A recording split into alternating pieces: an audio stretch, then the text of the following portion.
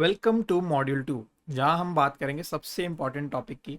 India में forex trading legal है या नहीं, और स्टार्ट करें कैसे सेफली। ओके, बहुत लोग कंफ्यूजन में रहते हैं। कुछ यूट्यूबर्स अलग बोलते हैं, कुछ ब्रोकर्स कुछ और बोलते हैं। आज सब क्लियर करेंगे बिना जार्गन्स के।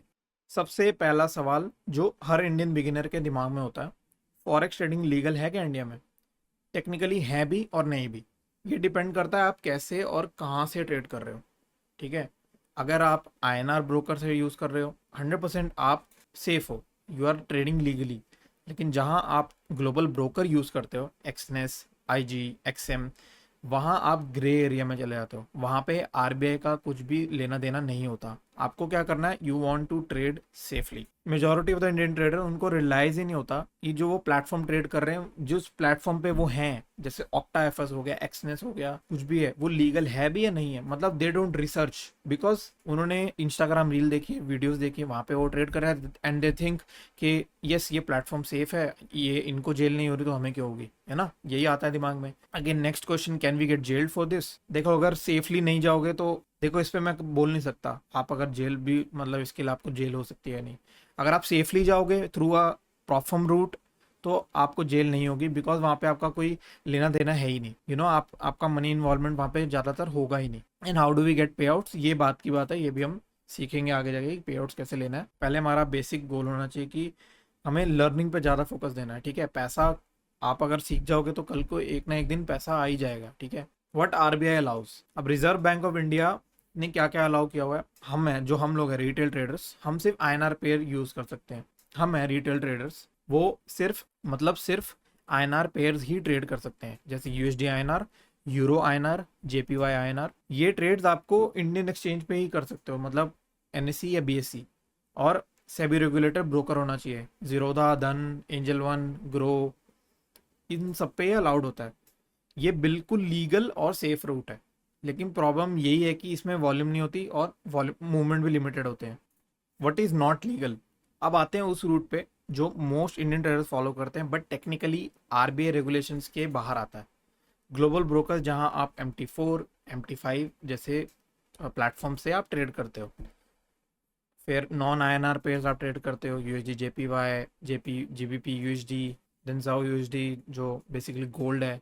डायरेक्टली आईएनआर ट्रांसफर करना, ट्रांसफरिंग मनी, मतलब सीधा आप ब्रोकर में जाते डालते हो ना पैसे, जैसे एक्सनेस में आप अगर थ्रू बैंक अकाउंट आप पैसे डालते हो तो वो भी आरबीआई के अंदर लीगल नहीं है। मतलब ये रूट रिस्की है और आपके पैसे सेफ नहीं होते। अगर कल को आप एक्सनेस बंद हो जाता है इंडिया में, या फिर एक्सनेस भाग जाता है, तो आरबीआई आपको हेल्प नहीं करेगी अगर आपके पैसे फंस गए हैं वहाँ पे। ठीक है ना, तो इसलिए this route is basically risky. ठीक है, काफ़ी ट्रेडर्स करते हैं, बट यहाँ पे रिस्क इन्वॉल्व 100% होती है। तो इसका सेफ वर्क अराउंड है प्रॉफर्म्स। प्रॉफर्म्स क्या है? प्रॉफर्म्स बेसिकली आपको देते हैं पैसा। इट्स बेसिकली वो आपको पैसा देते हैं ट्रेड करने के लिए। तो उसके लिए वो पैसा आपको लेने के लिए आपको होना पड़ता है इवेल्युएट। अब इवेल्युएट होने के लिए आपको वो देंगे प्रॉफिट टारगेट्स, ठीक है, डेली लॉस लिमिट देंगे, अकाउंट लॉस लिमिट देंगे, एंड वगैरह वगैरह। आपको ये रूल्स फॉलो कर करके आपको उनके जो भी टारगेट्स उन्होंने दिए आपको कंप्लीट करके, देन उसके बाद you get a real account. Then उसमें प्रॉफिट स्प्लिट होता है, whatever profit you make on that account. Prop firms की अच्छी बात यह है कि आपको खुद का कैपिटल यूज नहीं करना होता, तो mentally it is not that आपका एक बर्डन चला जाता है कि आपके खुद के पैसे नहीं है। हाँ, आप अकाउंट के लिए आप पैसे दोगे, but once you are funded आपको टेंशन नहीं होगी कि अगर ये अकाउंट चला भी गया तो आपको कोई प्रॉब्लम नहीं होगी। ठीक है, you are not sending money abroad. ठीक है, तो you are not using your own money to get funded. तो आप दूसरों के पैसे यूज करके यू आर मेकिंग मनी, और इसमें आरबीआई का लेना देना भी नहीं होगा, since you are an evaluator not a trader. ठीक है, आप अपने आप को इवेल्युएट करवा रहे हो कि मेरे को ट्रेडिंग आती है। अब ये प्रॉप फर्म्स कौन होते हैं?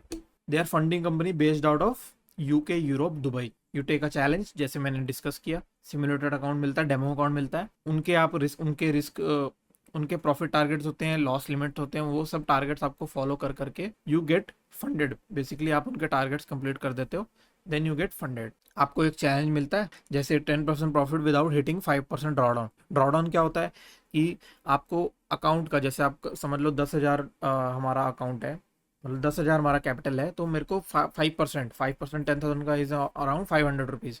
तो मुझे 500 रुपीज़ मेरे को लूज़ नहीं करने हैं। अगर मैंने 500 रुपीज़ खो दिए तो मेरा अकाउंट चला जाएगा, सिंपल रूल। ठीक है, ठीक है। तो इनका समझ लेते हैं कि चैलेंज ये है 10% प्रॉफिट विदाउट हिटिंग 5% ड्रॉडाउन इन 30 डेज। मेजॉरिटी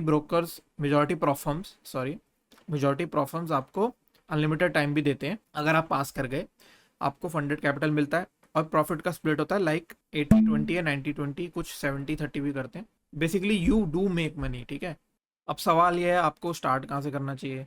तो बिगिनर के लिए हमारा सबसे बेस्ट सजेशन ये है, स्टार्ट करो आप डेमो से, फिर साथ में करो परफॉर्म चैलेंज।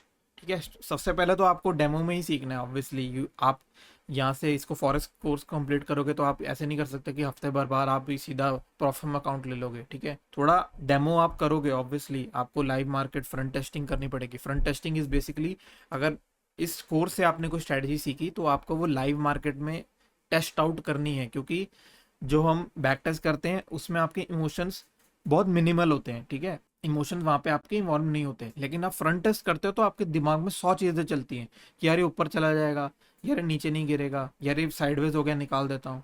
ठीक है ना, तो वो फैक्टर इन करके आपको फ्रंट टेस्टिंग पे भी फोकस करना है। ठीक है, शेडी या अनोन ब्रोकर के साथ मत जाना। जैसे एक्सनेस, मैं ये नहीं कह रहा हूँ कि एक्सनेस बुरा है, ठीक है, बट कल को अगर एक्सनेस में कोई प्रॉब्लम आ गई, जैसे अभी एक्सनेस ने ऑपरेशन रोक दिए इंडिया में, we never know, Indian government कुछ स्टेप ले ले और हम वहाँ पे पहुंच जाए। ठीक है, अभी के लिए it's better to stick with prop firms. ठीक है, लाइक आई सेड, पहले स्किल बनाओ फिर कैपिटल रिस्क बढ़ाना। प्रॉफर्म आपको एक डिसिप्लिन ट्रेडर बनने में हेल्प करता है, और अगर आप गलती भी करते हो तो आपका पैसा नहीं जा रहा, वो सिर्फ मिनिमल फी जाएगी जो भी आप अकाउंट खरीदने के लिए देते हो। फंडेड होने के बाद आपका कोई पैसा नहीं जाता। फंडेड नेक्स्ट जैसे करके एक प्रॉफर्म है, वो अगर आप जैसे $60 का एक अकाउंट लेते हो तो जैसे ही आप फंडेड हो जाते हो, फर्स्ट पे आउट जब भी आता है तो आपको वो पैसा भी वापस मिल जाता है जो आपने अकाउंट खरीदने के लिए दिया। ठीक है, तो after you are funded you are basically, मतलब आपका रिस्क वहाँ पे है ही नहीं, तो आपका वहाँ पैसे जाएगा ही नहीं।